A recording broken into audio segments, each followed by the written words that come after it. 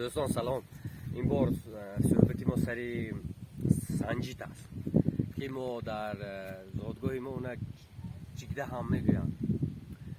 هم میگویند، و یکی از میوه های شفا بخش ترین شاید باشد که هم برای کسلی قند، هم برای آنهایی که بیماری معده دارند.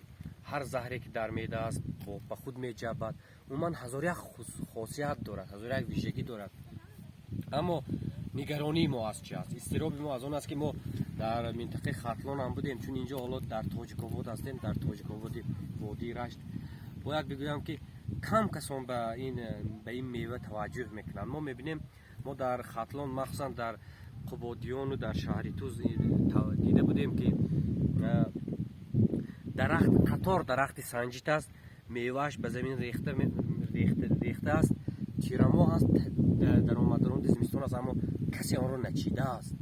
من حیران میشم. من بسیار از هموطنان، از دوستانی که در زادگاهشان هم خیلی سنجیت بسیار است، من ببینید اینجا پره سنجیت، قطار سنجیت است، همه سنجیت است، تا همون قریبی های لبی دریای سرخاب همه سنجیت است، اما کسی توجه نمیکند، نمیچیند. من بسیار میخواستم که این را حداقل چیده با وجود تمامی بگذار با کمی خس و برگ و هرچی هم باشد چینند و در یک به دوشنبه بفرستند، اونجا حتما خریدار مییابند. خواهش میکنم.